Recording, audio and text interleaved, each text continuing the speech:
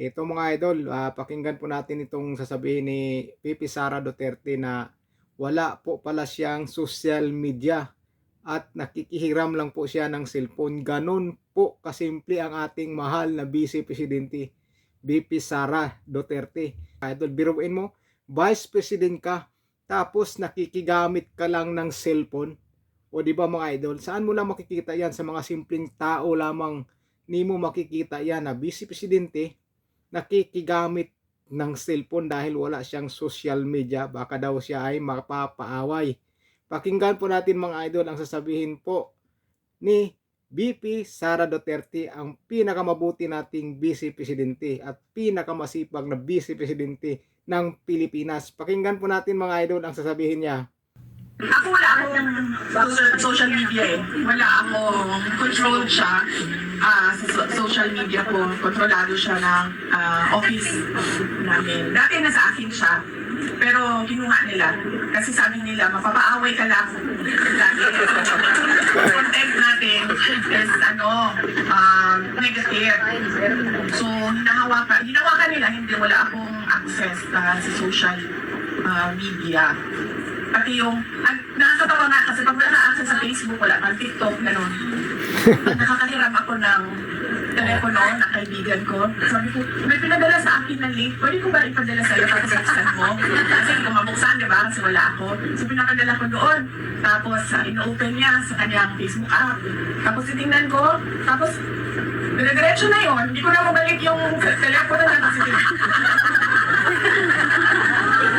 isang oras na yun bago mabalik yung cellphone. Nakakatuwa siya, pero, or nakaka-stress, depende sa content na tinitingnan mo, pero hindi siya nakakatulong sa inyo. Talaga nasasayang yung oras ninyo. Kaya gamitin nyo yung screen time na option ng inyong mga phone na kapag isang oras na, tama na.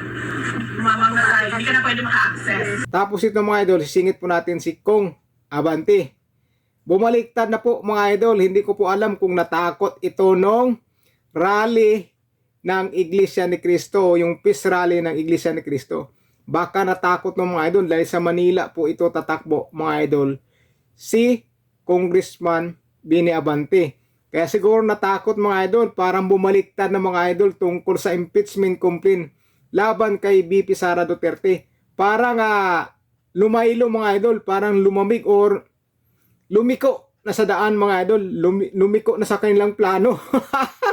Pakinggan mo natin mga idol yung balita mga idol tungkol kay Kong Bini Abante. Hinahanap ko yung video niya, hindi ko makita kaya dito na lang ako sa balita nakikinig. Pakinggan yung mga idol yung balita mga idol kung bakit sinasabi ko sa inyo bumaliktad o kaya naman natakot to si Kong Bini Abante. Pakinggan po natin mga idol. Hindi raw nakikita ng ilang leaders sa House of Representatives na matatalakay pa ang impeachment complaints laban kay VP Sara. Sabi ni Representative Benny Abante, dapat tutukan muna ng Quad Committee ang investigasyon sa mga irregularidad at pogo issues. Oh, yun ba mga idol, di ba? Lumaylo mga idol, lumaylo. Hindi naman diretso sa plano. Medyo kumaliwa mga idol, kumaliwa na. Natakot yata nun sa peace rally ng Iglesia ni Cristo dahil si Kong Abante ay magpari-ilik ka sa Manila. Diyan po siya tatakbo sa Metro Manila, magpari-eleksyon po siya diyan sa pagka-congressman. Siguro kaya lumaylo mga idol, parang hindi na siya umano na pinupursige yung impeachment, baka natakot.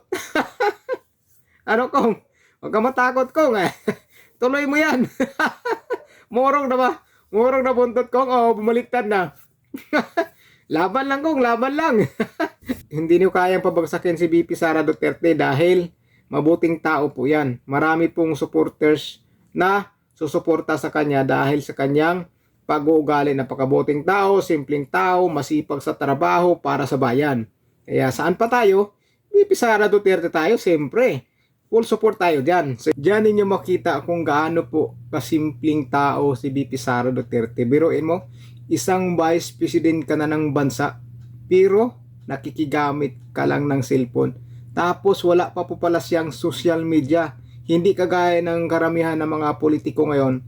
marami po hindi po nawawala po yung social media sa kanya dahil para makilala yung sarili nila sa mga tao, kaya gumagamit po ng iba-ibang platform ang mga politiko ngayon. Pero tingnan nyo si VP Sara Duterte, hindi siya pinapagamit pala ng social media dahil baka mapaaway lang po siya, tapos nakikigamit lang po siya ng cellphone. Ganun po kasimple ang vice presidente po natin. Grabe po, napakasimpleng tao lang po, kaya yan po dapat ang talagang bagay na mamumuno ng bansa. Napakasimpleng tao lang po.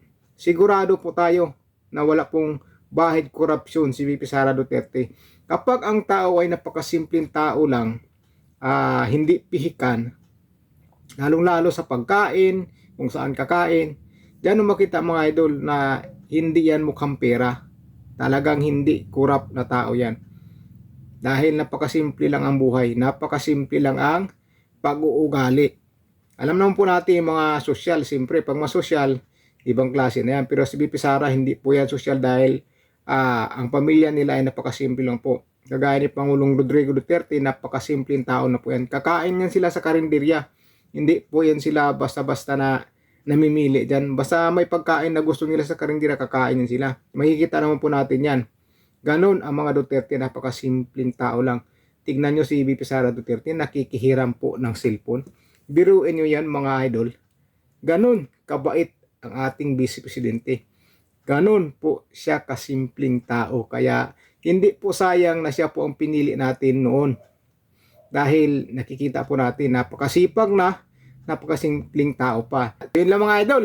Kaya kung bago lang ka sa channel ko, at kung solid po kayo mga idol, huwag sana kalimutan mag-subscribe mga idol at paki-like ng video at paki-share na rin mga idol para makita ng mga kasamahan nating solid dyan para dumami din po tayo dito mga idol sa channel ko. Ingat po kayo mga idol. God bless po sa inyo.